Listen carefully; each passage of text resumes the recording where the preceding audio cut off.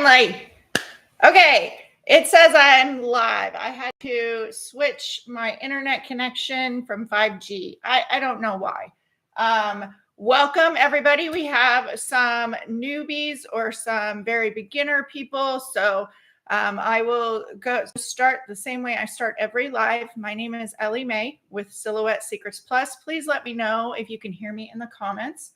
And make sure that you can see me and hear me. Hopefully, there are no more technical difficulties tonight. If you watched last week, we made it about 39 minutes and then it just crapped out. So Teresa says she can hear me loud and clear. Teresa, your packages are on their way to their destinations, both of them. I forgot to let you know earlier, I think. Great, Lynette. Sound is good here. Okay. So my name is Ellie Mae with Silhouette Secrets Plus. I have been teaching Silhouette users since 2016 on the Silhouette Secrets website, at in-person events, and also online. I also have step-by-step classes on my Teachable site as well. So there will be additional information, or is additional information, linked below this video. And as we go along, this is a live tutorial for you. So everyone that is watching, and if you're watching the replay, you can also drop your questions in the comments. I come back and I read every single one of those, but make sure to drop any of your questions in the comments. We will go through them, but this is led by you. So I have an outline of what I want to go through, and sometimes we get straight through it, and other times we kind of get off on a track because a user has a question. And in all of the lives so far, all of the questions have been excellent. We've covered a lot of different topics. So just a bit of housekeeping. You will see me look off to the right. I'm not ignoring you. I have a dual monitor system. So I have YouTube over on the right-hand side, as well as my notes are on the right-hand side. So I do want to try to kind of keep it on track and not keep you forever with this. And then housekeeping, how you can support me. There is a Ko-Fi link in the description of this video below. If this information helps, feel free to donate a cup of coffee. Sometimes it goes to wine, sometimes another drink, but that is a great way that you can help support the channel as well as Silhouette Secrets and help out with that. I think that's everything. If you have any questions, make sure to drop those in those comments. Let me make sure there is a coupon for classes in the video description as well. I have a 30% off coupon for the step-by-step classes through March. As we talk about that class, I want to share the first show and tell. So this is a card I created with the kit that I'm going to be showing you tonight. This is the card that I created for the brand new Silhouette print and cut class. And we go through everything mastering print and cut with your silhouette. I share all of my tips for your best success, as well as what you can expect in a print and cut, and what is the normal allowance, which is 1/16 inch of an offcut with print and cut, and how you can minimize that. So I share everything. I do have that new class that was released on March 1st. A lot of people have already taken advantage of that. So I just wanted to share that first card. And it is a layered, depending on where you are in the world, it could be called just a layered card, which is what we typically call it here in the US, or decoupage. In the US, we tend to think of decoupage as Mod Podge, gluing layers down of different things. But basically the definition of decoupage is layering things on top of each other, which is exactly what a layered card is. So this is what I'm going to share with you tonight. So I also created this. I shared this card in the newsletter. I used the same technique. I'll actually tell you, I had a whole bunch of these cut. So I really only did the background and the frame, but I'll show you how I put this together in Silhouette Studio and did a mock-up of it before I even go to cut it. So that is that card there. And it is, the background here is all print and cut. And then the flowers are layered dimensionally. And then I'll share a little something while we wait for a few more people. But in the class, I shared a couple different things. So when I show you this kit, that is the Silhouette Secrets newsletter free kit this month. If you are a newsletter subscriber, the newsletter comes out every Friday. But when I did the kit, it comes with multiple sayings and different sentiments that you can swap out. But rather than me make 10 different cards, I'll show you a secret. So I put little magnets on the inside. And then for my photos, I could just swap it. Now, that doesn't work for you for sending cards, but if you're taking photos of them, or if you just want to simply make up a base and then have extras of these different sentiments ready to go whenever you need a card, and you just add it to the front of the card. So a few ways that you could streamline your work when you're doing a card like this. So you would only have this base cut out. You know, you could have a couple cut out, but then you could have these ready to go to add to the card. So how many card makers or paper crafters do we have in the chat? I'd love to hear that. And then we'll move on to, oh, and I store all of my little pieces for my cards. I don't know if you can see it, but there's a whole bunch of flowers because I actually created 2 classes using this kit. Oops, there's a whole bunch in here. So you're going to see that. So all month long of March, I will be sharing projects with this kit.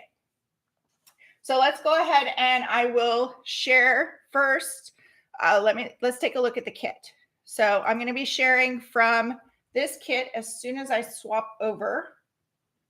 Okay, share screen. Okay, there we go. So this is a digital kit. And digital kits, I first became aware of them because I started with digital scrapbooking before I ever worked. Well, no, I was a paper crafter.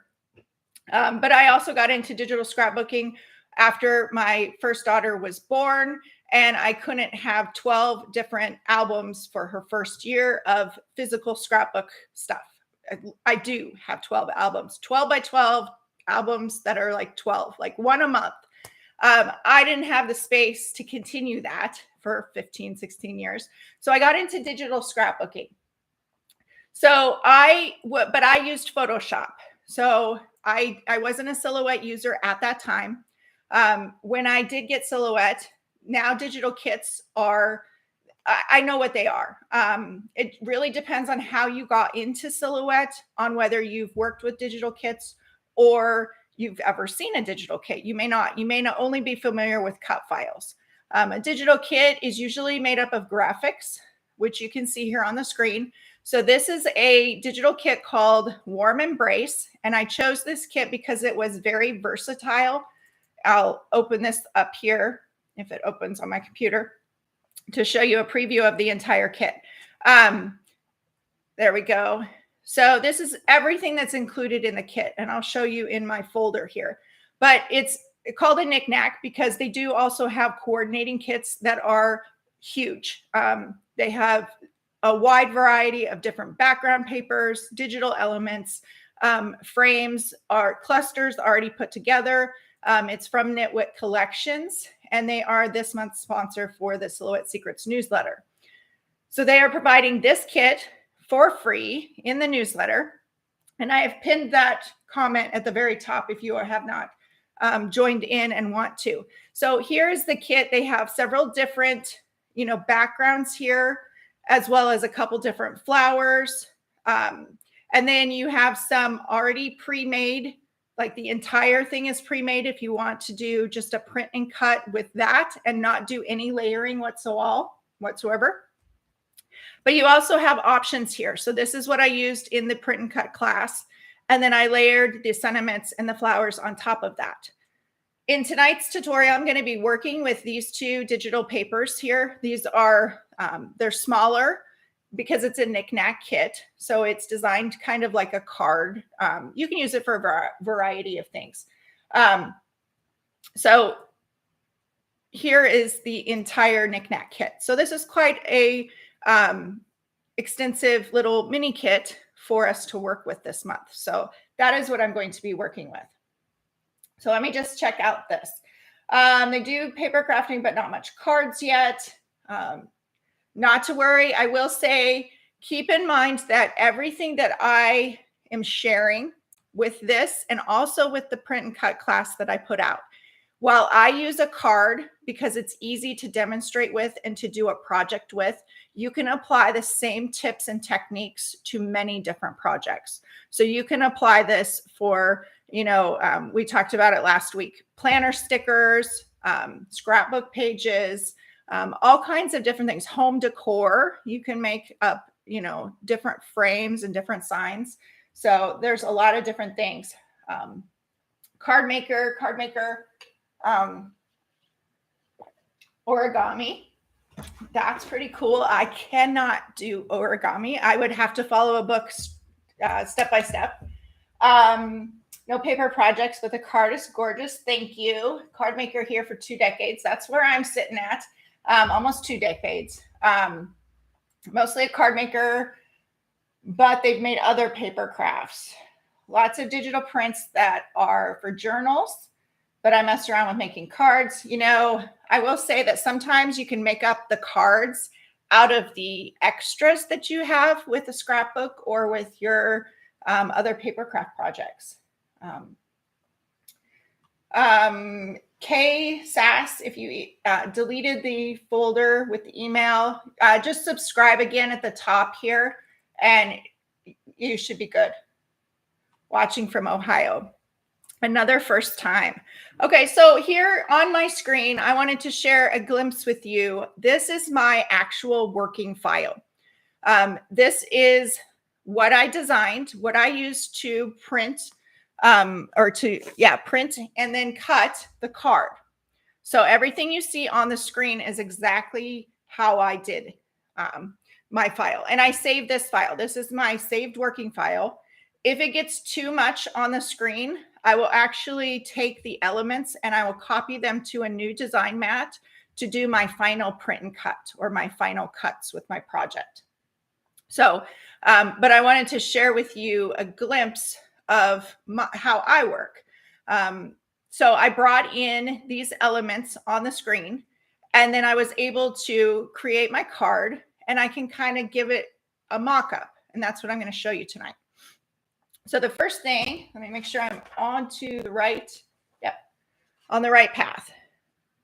Again, any questions, drop those in the comments. I will watch for those and see how I can work those in as we are going along. Make sure to give a thumbs up on the YouTube video. That's supposed to help the algorithm and help people see it. I'm going to just start here on a new design mat and show you how I created this background. So I am going to come to a new design mat. And since I'm going to be working with letter size paper, that's usually what I start off with, just so I know where I'm designing with. So I come over to the page setup panel on the right-hand side, and I'm going to choose letter. I should mention here, I am using version 4.5.812. If your software looks completely different, then you're probably on version 5 if you are new. I am not recommending version 5 at this time. There are too many bugs in it. If that's the case, let me know in the comments. We can link up some information on how you can go back. But I'm going to start designing here. I know my card I designed it to be a 4.25 by 5.5. And it will just depend on where you are in the world on what size cards you use. So I'm just going to come over here. And I simply chose the 4.25 by 5.5 because I can get 2 of those backgrounds on a letter size sheet when I'm doing print and cut. So I'm going to come over to the left to the drawing tools and choose the draw rectangle. And then I'm going to click on my design mat and I'm simply going to draw a rectangle. I don't need it to be the exact size. I don't even try to make it the exact size because I can come up here in my quick access toolbar. I can unlock this lock here. And then I can adjust this dimensions to 4.25. I need 5.5 width, 4.25 height, and hit enter. And it's going to automatically adjust that for me. Now you can also find that same tool on the right-hand side, and it just depends on what you are most comfortable with. So these three little rectangles with the line through it is your transform panel. And then the second tab at the top is your scale tab, and you will see the same exact width and W as the quick access toolbar. So you could simply change it here as well. So you have unlocked, and you could change your dimensions here. Just make sure to hit enter or apply when you're done. So now that I have my card background, what I'm going to do is I'm going to bring in a paper. Now, the first thing I'm going to do is I'm actually going to open this new design mat here so you can see what size this comes in on. If I come out here to my folder, I'm going to bring in, let's see which one I did. I just want to make sure. Okay, I used this one first. So I'm going to shrink this down a little bit so you can see both screens. So I'm going to pick up this paper here. This is just saved on my computer. It's on my external hard drive. So it is a Windows folder. And I'm simply going to left click on the object, and I'm going to drag it to my design mat. And I'm going to wait for it to drop. If I let go too soon, that little white, let me pull this one in. That little white box that you see on the screen, if you let go too soon, it will stay there. And the only way to get rid of that little box is to close the software and reopen it. So you don't want to drag too fast. If you drop it too fast, that box stays there and it's really annoying. But I brought this in so you could see that the original dimensions of the design are 5 inches by 6.5 inches. So if I come back here, I'm going to open that again. And my background is this file right here. So what I'm going to do is I'm going to left click, grab it, drag it, and I'm going to drop it into that shape. So I'm dropping that pattern. And when I do that, this particular file actually scaled down to the exact size. You can see it here on the screen. It has the pink, I'd say pink, border around it, coral, whatever color it shows on your monitor. And the same thing is here. So if I zoom in here, we can see that it filled my rectangle with my background pattern. Now what I wanted to do was I came out and I wanted to build my own card, essentially is what I did. So I'm going to come out here to my library, and I will link up this file in case you want to use it after the live is over. I'll put the link in the description, but I'm using a design that's by Silhouette actually, but it was a frame, and I'm going to pull this up closer. So this is a frame, and this inside is actually cut out. I just want to point that out because you'll see that here in just a second. So again, the design number is 419789, and I will link that after the video's over. So I'm just going to double click on that and bring it on my mat. You can see it opened up super large. That's okay. The best part about studio files and SVG files, literally it's in the name of an SVG, scalable vector graphic. It means that you can scale designs without losing quality. So I'm going to just click on this, and then I'm going to use a really quick tool. And I'm simply going to come up here to this little diagonal arrow, and I'm going to choose, what do I want? Let's try 33%. Perfect. So that's a fast way that you can resize things down or even up if you choose to do so. And then I'm just going to place that onto my card, left click and drag across both of them to select them. And I'm just going to center that just in case. And there wasn't much off. So let me do that again. I'm going to left click and select both of them. and then use the center icon in the top quick access toolbar. So then my design is centered. Now, right now, I am just building my design. I can change this at any point along the way. I can make a copy of it and I can alter the design. This is what I do a lot of the time when I work through different files. So all of the projects that you see when I share in the Silhouette Secrets newsletter every week, this is exactly the steps that I take to creating them. Sometimes I don't even have, like this, I didn't have any idea what I was going to do when I started. I just started placing things on my screen, seeing what would work. I searched a frame. And then what I did was I opened up my folder and I'm going to do the same thing. Your design actually has to be selected. So you want to make sure that design's selected. And then left click, drag this pattern paper over. And I want it to be inside of that frame. So now I have a background. Now, because of the way this design is, because it has this border here, and let's just click on the send tab so you can actually see this. I find it's much easier to visualize when you can see those red cut lines. So because of the particular frame I chose, it's going to actually, it would cut out in here. So in this case, I just simply did a print and cut. So there's no dimension, there's no layering.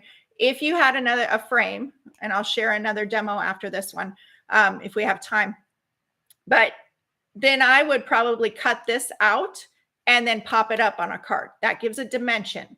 But if you're going for a simple, quick, easy card, and you just want to do everything by print and cut, then this is the easy way to do it. Now, I'm going to add one more element here, and then we'll come back to the send tab. So I'm going to go back to my original file because I've already done all the work. If you want to, if you want to learn how I created this text, check out the Silhouette Secrets YouTube video. I posted one this last week after the live. I actually have two. It was requested that I keep the live even though it ended early.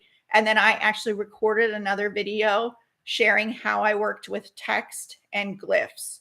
So that video will give you lots of tips on creating text and things like this. And I actually didn't use a glyph here because then that threw off. If I added a glyph, which is an extra swirl on the end, it threw off the alignment and it made it look funny in this case. So I simply am going to Control C, and then I'm going to go to my file. Whoops, wrong file. This file, Control V. I'm going to bring that in here.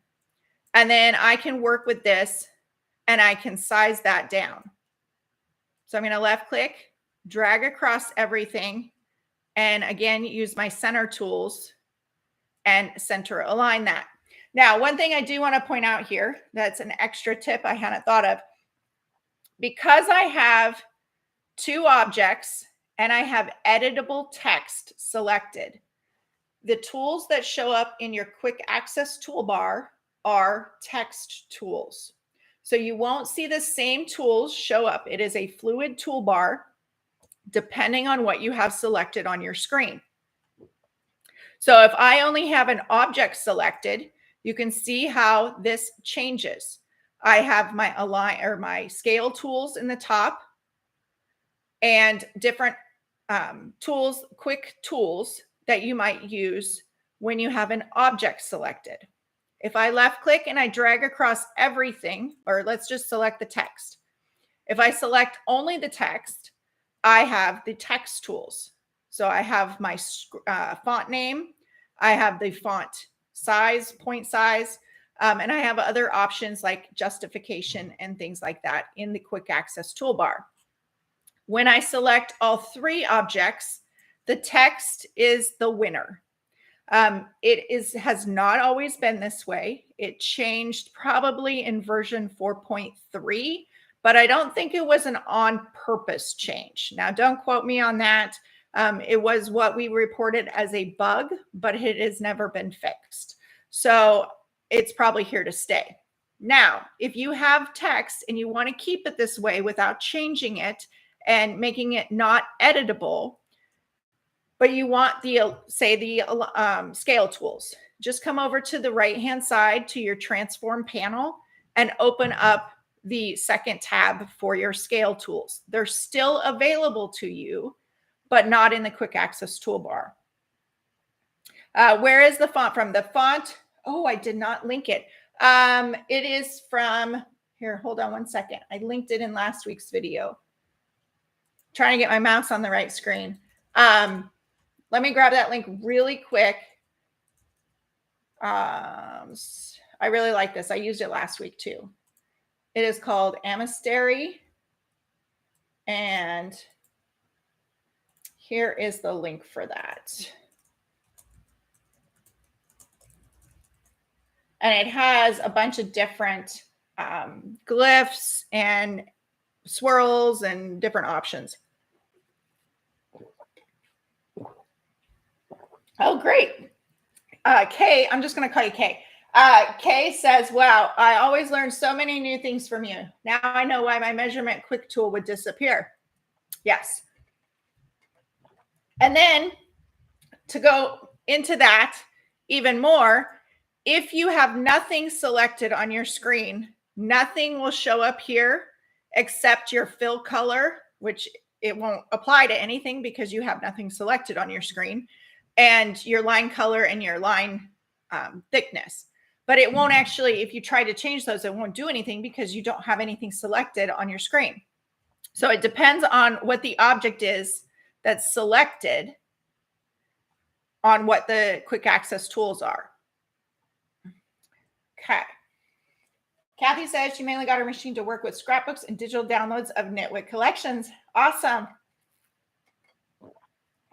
My problem is I don't understand how to save a page I create in a folder. Okay, let me save this file and see if I answer your question. And if not, wait a second. Kathy, are you trying to save to the library? Let me know in the comments. If you are, I would caution you not to, but I can show you both ways. Let me know what you want to learn. I don't trust the library. I've never really trusted the library. I don't save a whole lot to it, but in the last year, it's gotten really bad. So I always save everything to my external hard drive. However, you still want to have a backup of that because I did lose 8.5 months or more of work. That would be blog posts and YouTube videos and classes and everything because I did have an external hard drive crash. It did not move. It sat on my desk. I don't know why it crashed. It just gave out. I had it for many years, but the way I would save it. Okay, great. So I would save, and now's a perfect time to save because anytime you start creating in a file, you don't want to lose that work. Do not rely on what Silhouette calls autosave because that is only really kicks into effect if your computer would crash or your software crashes, and it's not a guarantee. So I just come up to File, Save As, Save to Hard Drive. Now, this is the initial save. After I save it this way, I can just use File, Save, or click the little disk icon. But initially, I use File, Save As, Save to Hard Drive. And then I was just working on a different file here. I'm going to go back out. It is saving on my external hard drive, so any delay, that's why you see that. And I'm just going to go put it in here. We'll just put it in here as Silhouette Live. Name it, and then it will save as a studio file. Even if you have the options to export as an SVG, if you are wanting other file types, I would also recommend you always save a Silhouette Studio file. If you are saving, this is a little extra, not necessarily something like this that's a graphic because graphics get kind of funny in SVGs sometimes, but if you are saving files as SVGs, you always want to have a .studio file, which is what this is saving as, to go back to if you ever need to change it. If you save it as an SVG, it is a vector file. It can't be changed. Certain aspects of it might be able to be changed, but say if you welded the text and you don't have a copy of that saved as a studio file, you have to start over and just recreate it. So if you are saving file types in different formats, I would still always recommend that you save it as a .studio file. So if I click OK, it's going to save that. And then I'll just open up that. Let's see, we'll just do open and it'll show me that right here. So the little silhouette icon, if I leave my mouse over top of it, let's see, it'll show me it's a Silhouette Studio document. So that's how I save. So I just selected the folder that I wanted on my, my external hard drive. I do keep things off of my computer just for space and to keep my computer cleaner. So I have a couple external hard drives that I use. I don't need to open that. Okay, perfect. Now, I would recommend that you always save externally.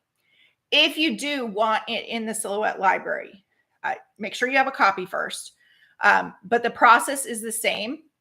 You're going to go to File, Save As, and Save to Library. And then the only thing I would recommend, you do have to be logged in, and you do want to make sure your library is syncing. If it's not syncing, it's not going to be backed up to the Silhouette cloud.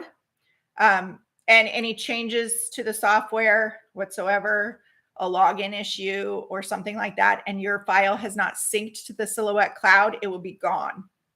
But you want to make sure if you're saving to the library that you have this user designs selected.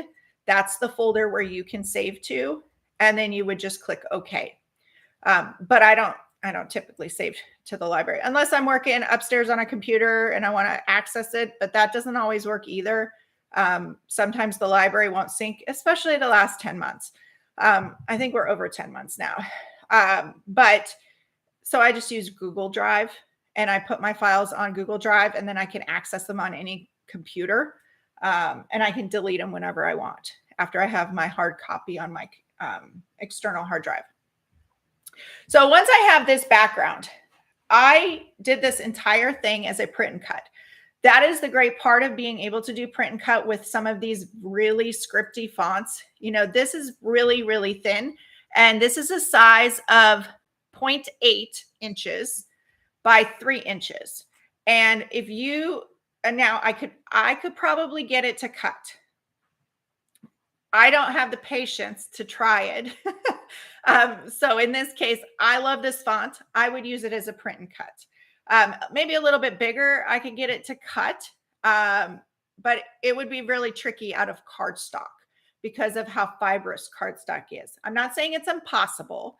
I'm saying it would maybe take a little bit, and it would depend greatly on your materials.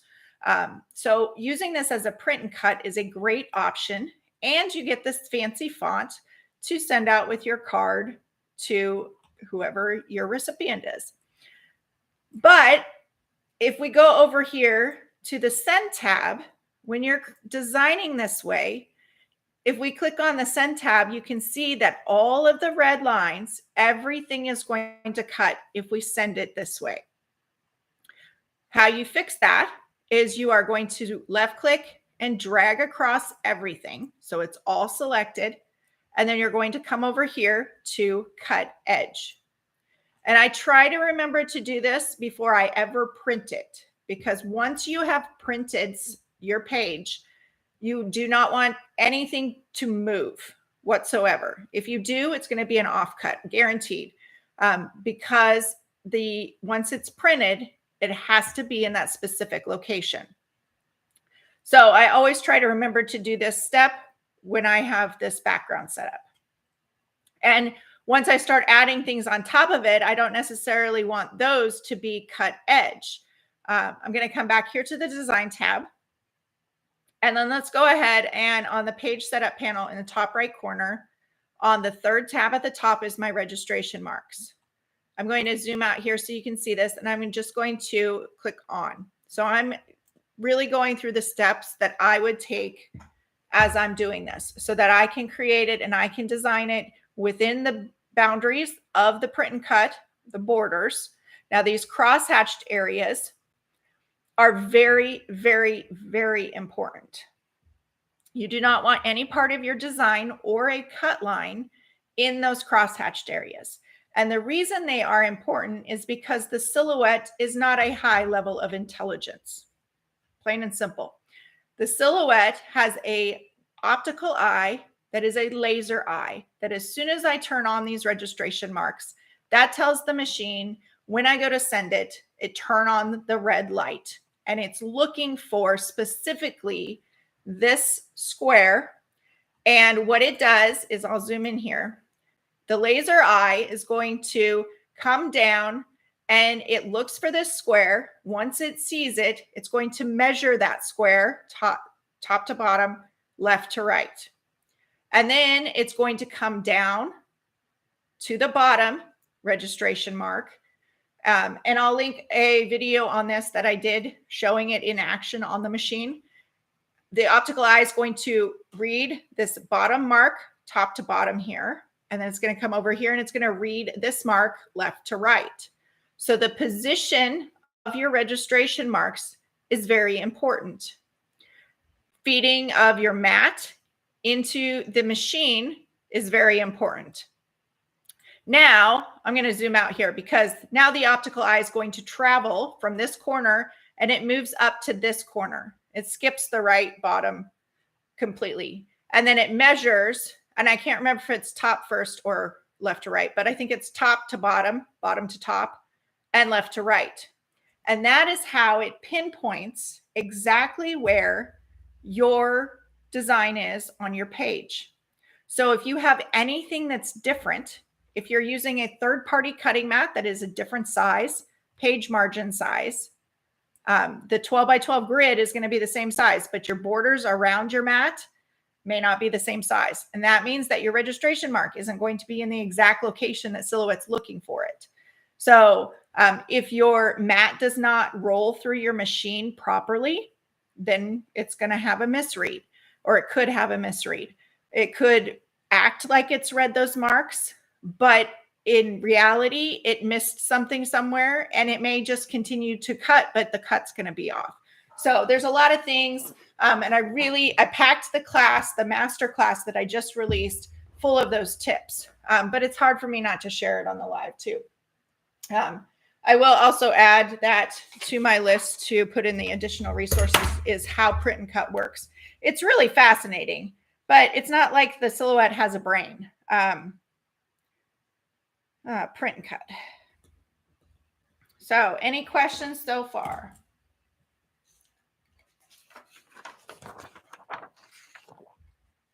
So there we have our background of this card. Now, what I like to do in the software is I like to basically bring everything in and see what it's going to look like, because a lot of times I'm designing this, but I don't really have the end, complete end result in mind. I don't have a mock-up drawn up. It just really depends on what I'm working with. But I'm going to come out here to my folder and I'm simply going to grab a couple of these elements. So I worked with these three. I'm going to left click and just drag it and drop it. And you do want to be patient. Graphics it just depends on your computer. So the time it takes to process those graphics or to open a graphic. Now, you could also, let's do it a different way. I can also come up here to File, Open, and I'm going to navigate to the where I have the kit saved. And I can choose, if I select it now, I did it wrong.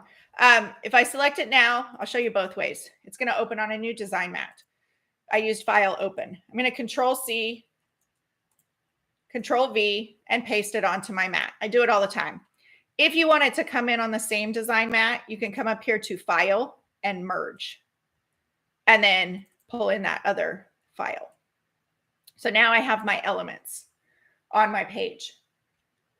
And then what I can do is I can just bring these over, and let's bring them in closer and I'll zoom in here. time flies when we're having fun. And I can just place these on, these are going to be, for me, they're going to be layered.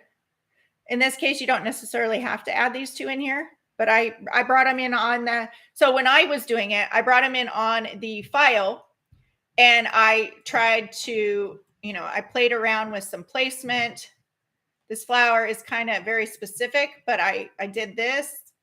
I right-clicked, chose send backwards. Oh, it's easier to right-click on this one and choose bring to front. And I was trying to decide if I wanted them stacked, if I wanted them layered, which is what I did on this card. So I just made a copy. I held down my Alt key and made a copy. And then this one here, I positioned it behind that flower. And I'll show a close up here in just a second. And I could kind of play around with the placement. I took another copy of this. So I held down my Alt key or Control C, Control V. And then I kind of just played with this to see if I could get another one like under there. And that actually doesn't look too bad. Let's bring this to the front. So I could even scale this one down just a little bit and add in a flower behind here. So if I'm hiding the flower part of it, you could also take a pair of scissors and just cut the leaf off and then stick it under there. So there's all kinds of things that you could change up your card. Your card may not look the same as my card, and that is perfectly fine. Okay, whoops, edit points are. So there is the finished card. So let me stop screen share if I can do this right, and I will pull in. I got to do it on this screen. Stop share. Okay, so here is my finished card. You can see on this side, here is the flower that I placed behind it. And then what I did was I added the additional layers. I just set that up to print and cut multiple times, all on one page. So let's go back here, share screen. So once I have, this is my mock-up. I can make a copy of this. So I keep my original idea and I'll just pull it off to the side there. Remember to save your file. So I'm going to click this little save icon, the little disc. If people even remember, oops, since I was showing you, I would go to file, save as. Ooh, that's a good one. Oh, I activated the library. So I'm going to come up here. If you do that, then you have to do file, save as, save to hard drive. And then I want to make sure I'm going to come back out here and save it as the same file and replace that. Where do labels and flowers? Okay. The kit that I'm sharing from is a kit from Nitwit Collections. And it is this month's freebie in the Silhouette Secrets newsletter, which comes out every Friday. So here's the kit. That's the free file for this month. Nitwit Collections is the sponsor. And I have the newsletter pinned at the top. And then let's see here. I will add in, let's see here, Nitwit. Oh, I spelled it wrong.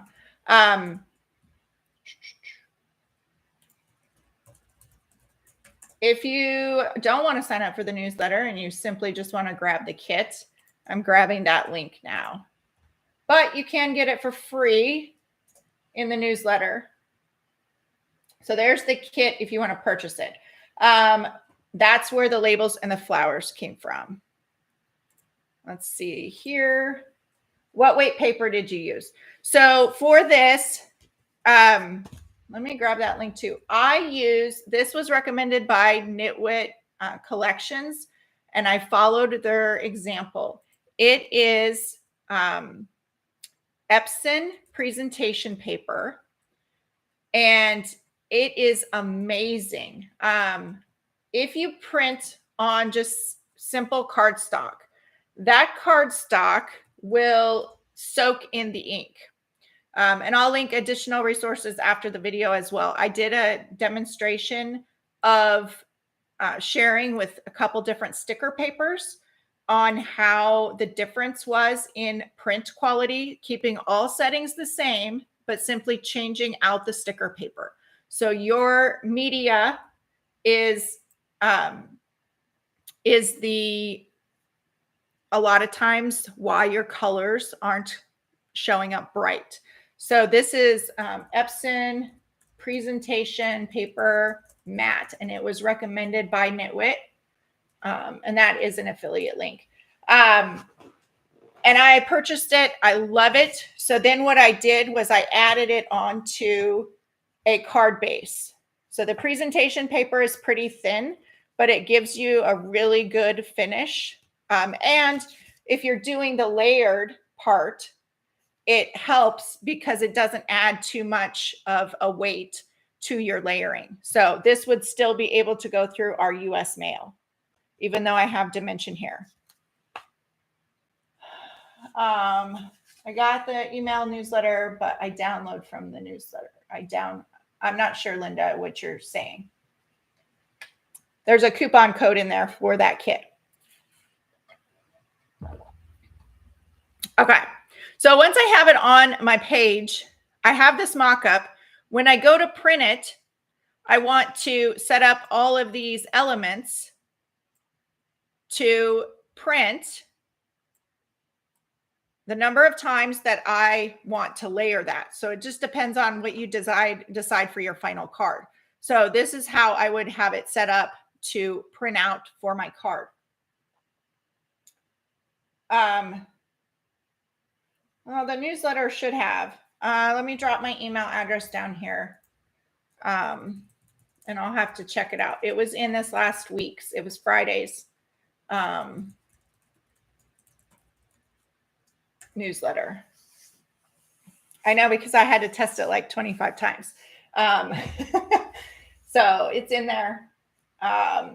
There is the kit photo, and then there's a coupon code directly underneath that to grab that kit. So let's see here. Okay, are there any questions? Thanks, Benita. She said she got the kit. Yes, for Kay, I did get to, well, let me rephrase that. I could get two. So this is my original file because I already had these pieces cut for the flowers, because when I was creating the class, when I create a silhouette class, I have stacks and stacks of testing. And if I record it, then I have another set that I've used to record with. And then if something goes wrong, I might have another set that I've had to create. So I end up with lots of extras. And I actually made two different classes of this, one with Silhouette and one with the Caesar machines. So I had a lot of extras of these. So I didn't, for this particular card, print those, but you definitely could, because you could just come up here. So here's two of those card bases. And then you come in here and you would just rotate these and add things to your, now I would start with the largest piece first and then rotate using the green rotate handle. You have free rotation. And then I can move this a little bit over, so I have some room. And what you want to make sure of before you print, have all your page set up. You want to click on the send tab. And then you want to make sure that these red lines, none of your red lines overlap.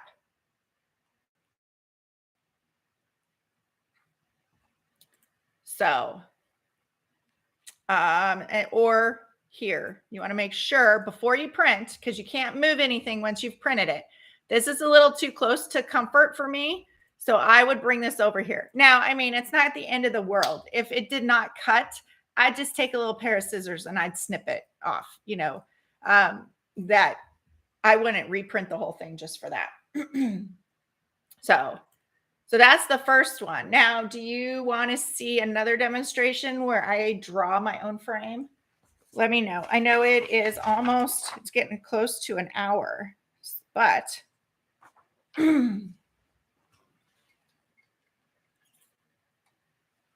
Mame says, thanks so much for your expertise on this topic. I've already had fun with the designs from this kit. I just signed up for the newsletter. Yes, can I copy this here? If you are just signing up for the newsletter tonight, email me at that email address, Silhouette Secrets Plus at Silhouette-Secrets.com, and send me your email address that you signed up with, and then I can look in the system and I can push out the newsletter from last week. But I have to have your email confirmed before I can do that. No, Benita, you don't. Can you tell me why you would want to release the compound path? I have an idea why. I shared it in my masterclass. But why do you think you would have to release the compound path? Curious on yours and what you're thinking.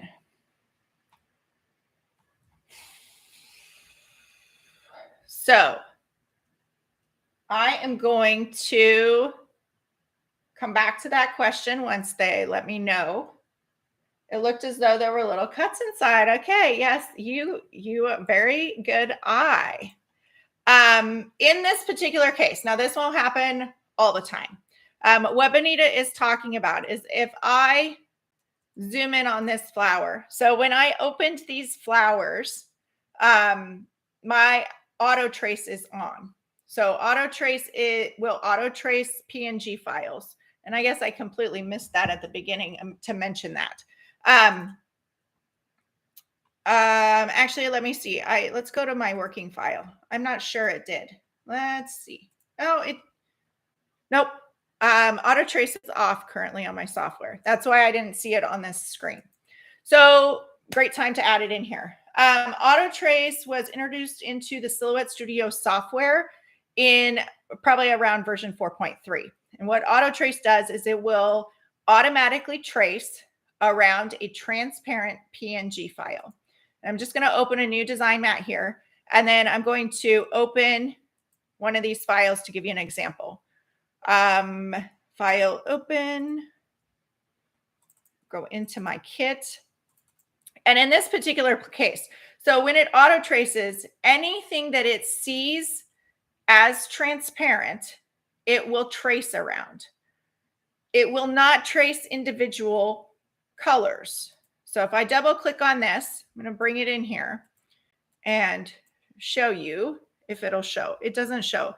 I found a bug in the software. I don't know why it's doing this. When you auto trace and it brings it on your screen, typically it will have a red cut line around it. But for some reason, my software is acting up. Nope, okay. Hang on. I made a mistake. Close this. I have to turn auto trace on again. Bottom right corner, the preferences panel on import tab, auto trace is here and it's currently off. That's why it didn't work.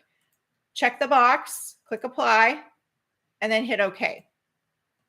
Now, auto trace also is data heavy. So if you find that your computer is taking time to process, you need to be patient with it. There are some bugs in older versions of auto trace. There, that worked. So when you open a transparent PNG file, it's going to automatically trace around the edge. And it actually does a really good job. And that's why I picked this particular kit for my class, is because it did a really good job on the auto trace for these files. So you can see here that this is transparent. Let me actually move this off so you can see what is transparent and what's not. So on this file, the inside bit here is transparent, which is a stem. And it did cut for me. You can either choose to include that or not. But it also sees a couple areas up here where the flowers don't overlap each other. which is perfectly, it's normal with flowers. Every flower is different. There is no perfect flower, not in nature at least. You always have different things. So in this case, Benita noticed this when I went to the Send tab. If I bring this back on my mat, I have these little bits in here. And I do show this in detail in my class. So to get rid of those aren't really necessary for it to cut. And you can choose to decide if this is actually necessary. You don't have to do this for everyone, only ones that you need to clean up. So I'm going to come back to the Design tab and then back to my mat and zoom in. So right now your cut line is attached to your graphic because it was an auto trace. So I'm going to right click and I'm going to choose Release Compound Path. And I think I want to zoom in a little bit closer on this so you can see it better up close. If I right click, I choose Release Compound Path, it is going to release the cut line from the graphic, and it's going to make all of those little pieces. Hopefully you can see that. You can see it probably better up here. All of those little pieces have a selection box around it. They're all individual. And what I can do is I'm going to hold my Shift key down, click on the outer cut line that deselects the outside edge. I'm also going to click on this cut line here and it deselects that little one. And so now all of these little bits are the only thing that are selected. I can press delete and those cut lines are gone. So it gives you a cleaner file to cut. Now, there's only 2 parts of this kit that I found that with. And it's great. I mean, it's nothing wrong with the files is what I'm trying to say. So now, if you move this, it's actually still, the outer cut line's still connected. That's kind of odd. Hit Control Z to move it back. Since I have this little bit here, you saw that it's actually independent. Control Z to put it back. I can left click and drag across everything and then right click. And if I choose Make Compound Path, it goes back together. So all is one. So that was a very good eagle eye, Benita. But I do cover it also in the print and cut class at a very much slower pace. So we did have a request for, let's just get rid of this one. The more files you have open in your Silhouette Studio software, I am famous for having 30 tabs open on my internet. Same thing goes in Silhouette sometimes too. The more tabs you have open, that's the more data the software has to remember all the time. So if you can close any tabs that you're not working with, that can help, especially if you are experiencing slowdowns or processing time with your files. So this is my demo file. I'm just going to click on the little save icon to save that. And then what I'm going to do is I just saw we have 51 people. Holy cow. Well, thank you for joining me. I think that's the highest number we've had so far. I'm amazed. You guys have really asked for this. Oh, I just gave you a preview. Okay. Whoop. Okay. That's what I'm going to be creating if you saw it real quick. But actually, I'm going to come over here. Now let's start over. Okay. So I'm just going to start over with my card base. So drawing tools on the left-hand side. The more familiar you can get with your software and the tools in the software, the more you'll start to just do things second nature. You won't even think about it. You'll be grabbing that drawing tool. You'll be creating your own designs. Yes, you can create your own designs. If I can do it, you can do it. Just start with thinking about a design, just like a basic drawing book, and you're just combining shapes. That is simply all you are doing when you're creating. It takes me a long time to design things, and sometimes I walk away because I don't like it, and I come back later, and either I have a fresh idea or I like it better than I did when I left. So once I have my rectangle here, Again, I'm going to come up to the quick access toolbar, going to unlock the aspect ratio, and I'm going to change this to the exact rectangle size I want. So 5.5 by 4.25, or whatever card size you are working with. And then I'm going to open the folder again. And let's grab, I did that too small. Let's move this over here and open that window so I can see two. And then I'm going to grab that background. So I'm going to grab it and drag it into my shape. And then I can close this. And I want to bring one more thing on.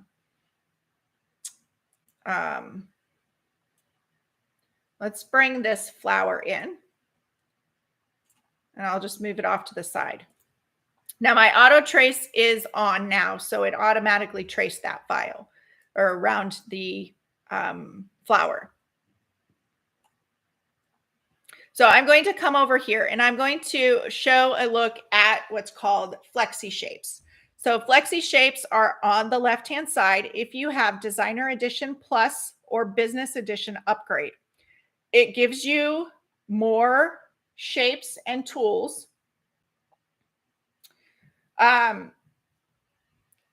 So you have a lot more design options that you can start with pre-made, and you have some different options here. So I'm just going to grab this little, they don't really have names, so it's really hard to say, but it's a little shaped corner design. And then I'm simply going to create a shape. And if you hold down your shift key, it's going to be a perfect rectangle shaped design. Or you can simply just left click dragging across. And then with flexi shapes, you have some different options here. You have red dots, and every design, every shape may be a little bit different. Your red dots are your corner edit points or your control points. So you can move them single.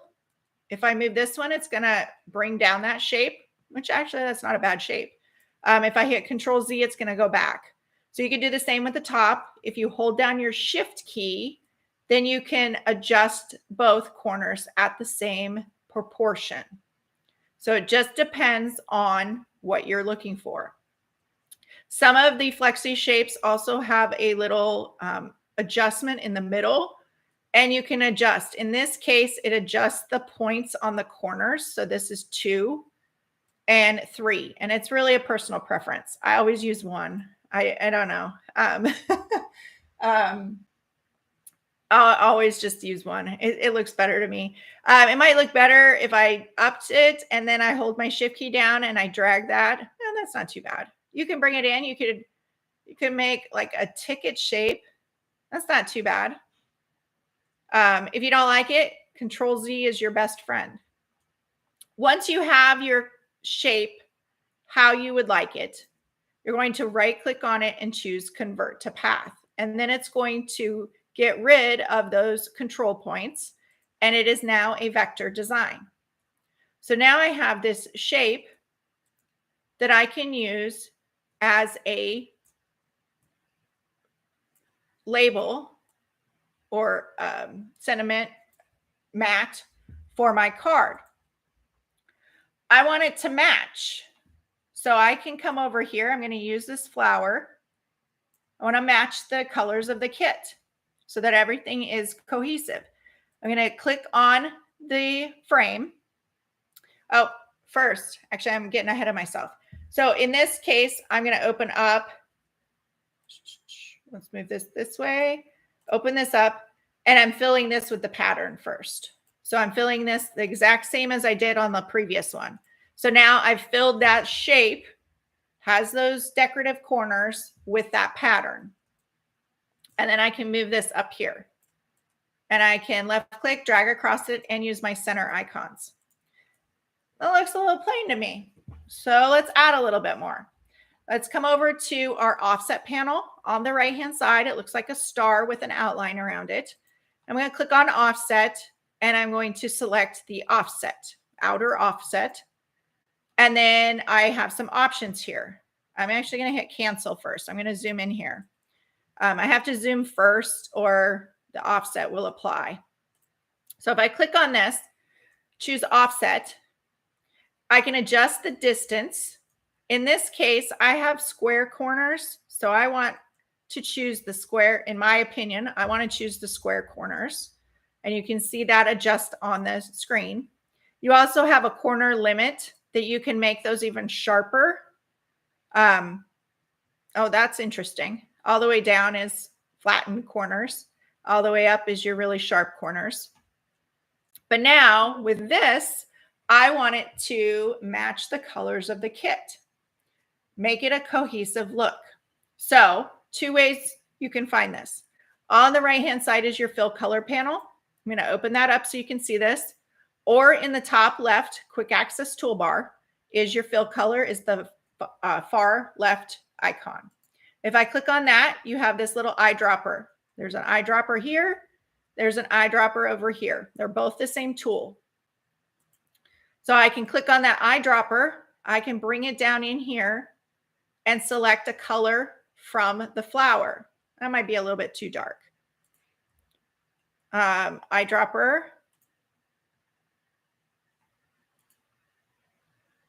And we have our shape. So you can add in, create your own shapes, make unique designs, fill it with a digital pattern from the digital kit, mix and match. You can do all kinds of things. So let me see. It looks like I've filled my outline. Lynette says, is there an easy way to change pointed corners to rounded corners on a shape? I created an elongated hexagon, but wanted rounded corners on the angles. No, not really. If you're drawing a rectangle and you want a rounded rectangle, then the fastest way is to use the rounded rectangle tool, but yours is a hexagon. So I've drawn the rounded rectangle, and the control points are the same as what I showed on the flexi shape. So you have this rounded. Drew a hexagon, created an elongated hexagon. Let's see here. In your basic tools, let's just kind of play this out. I'm going to draw a polygon. And I can increase my corners. That's 7. Hexagon. And then they said, I struggle with edit points, so finally just created offsets with a rounded corner to get the effect I wanted. That's perfect. It's a great workaround. Let me see here. I think that's your fastest way. Let's see. Offset, rounded corners. Oh, yeah. You don't have control over the rounding, but I really think that's your fastest way. Let's see here. Your offset, if we do the distance, you get let's see, click apply. So if you wanted more of the rounded, let's see if this will work just by. Okay, hold on. I confused myself. I like to have a visual of it. So I'm just going to make copy. So my initial offset, let's bring that back down. Okay. I'm going to click on the original shape, and I'm going to make a larger offset. I'm going to see if there's a difference here, because the larger offset gives you a wider corner. And then if I scale this down, what happens? Well, it still maintains that wider. Okay, so that's one way. To me, that would be the fastest way. Does that make sense, Lynette? It drove me a little crazy and ended up doing 2 offsets to get the final shape. Yeah. So if you want a really rounded corner, especially if you're working with something like this shape where it's multiple points, because there's just no way, I mean, it would take you forever, and there's no way that you can activate. Oh, I got to right click and choose convert to path first. There's no way that I could come in here and on every single point, drop a point exactly the same distance and get perfect, identical corner rounding. So really the offsets, that was great. I am sure it was frustrating to get to that point, but it's also one of those things that you probably won't forget, right? Sometimes, it's those little things that we that stick in our heads, especially if we've had a frustrating time. So, yeah. Actually, Lynette, if you hadn't mentioned that, I probably would have sat here on the video and tried to do the edit points. That was really great. And you saw me work it out here on the screen. I wasn't sure if that larger offset would maintain the more rounded, corners, how much it would make that a difference. If I hit Control Z here and bring it down in, it does make quite a difference. So you could have all kinds of different shapes there. I don't think, let's see, in flexi shapes. Yeah, I don't think there is a shape there. For this one, I almost need my reading glasses at this time of night. There's a lot of different shapes that you can do, but yeah, that's not a hexagon. Thank you, Lynette. Says, I can only do these things because of what I've learned from you.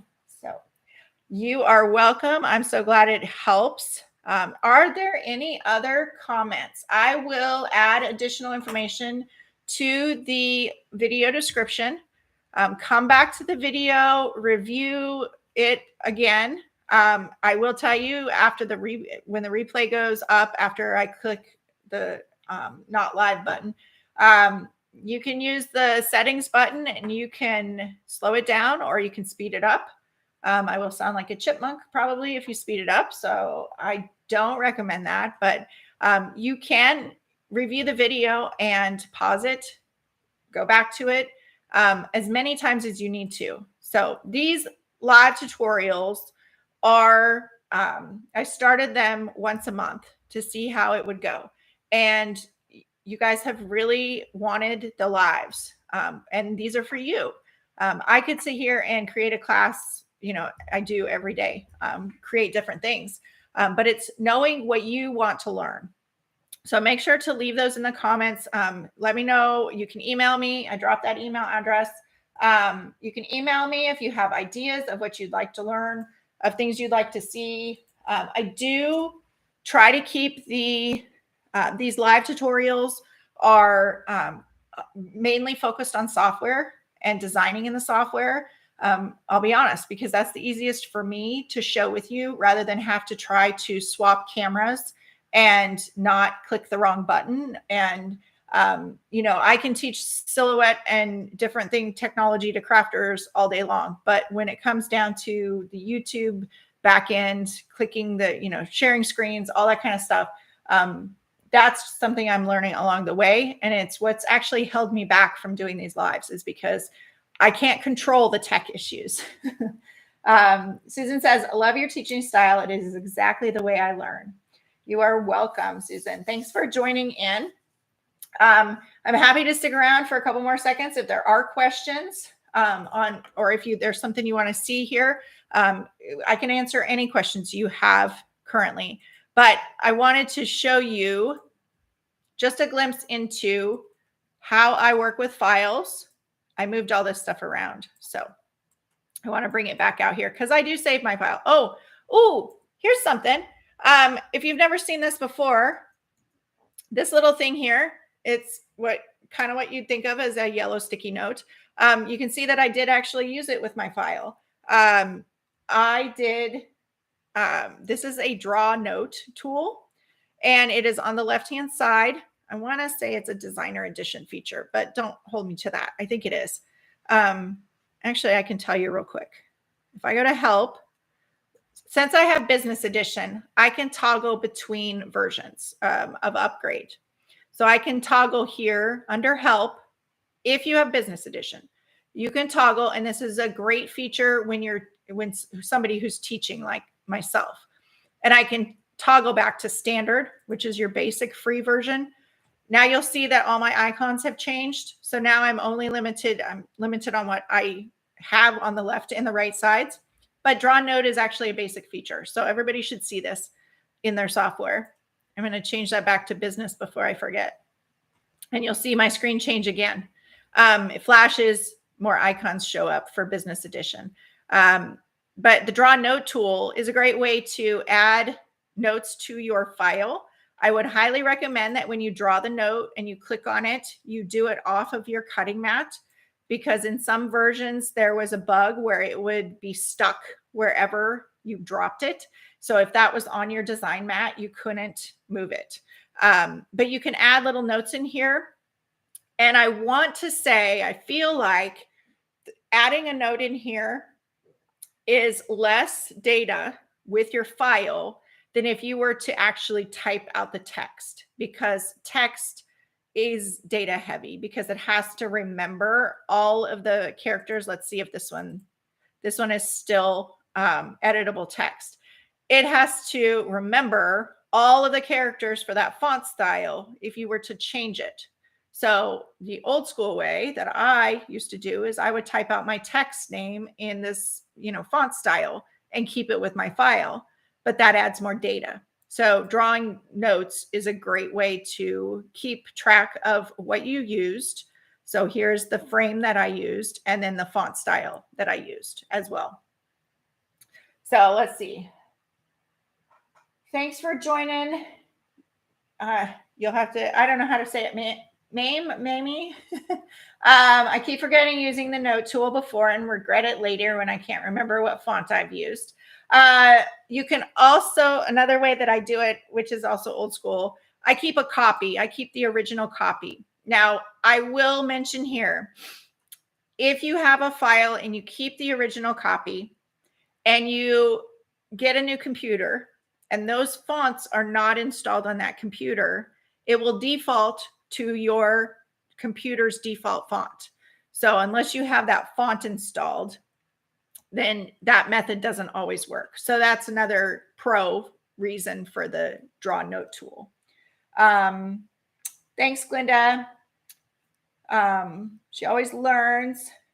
Susan, Susan, I have to say this is probably the first time I've used the draw note tool in a few years, but I wanted to make sure I had all my ducks in a row for this live. The note will save with the file. So let's, when I open this file up, the note is here. Let's see, I'm going to just type this in here. We'll add this in here. And then I'll close the file. File save. It'll take it a second to save. Kathy, thanks so much for joining us. I'm so glad to hear that. Thank you for your feedback. It does help me. File, I'm going to close this file. So frame design project. I'm going to open it again back in my working file. And there's my note. So just make sure to save that note off your workspace, just in case a bug is introduced in the software or something happens. Then that way, if you can't edit it and you can't move it, that it's at least off of your cutting mat. Okay. So if you do catch this after, or you think of an additional question, you can drop those in the comments below this video, and I do read all of those and answer those. So I want to thank everyone for joining me tonight. 51 people still watching. So I greatly appreciate that. And if you have ideas of what you'd like, send me an email and I will take those into consideration and see what we can do. So thanks for watching and have a great night.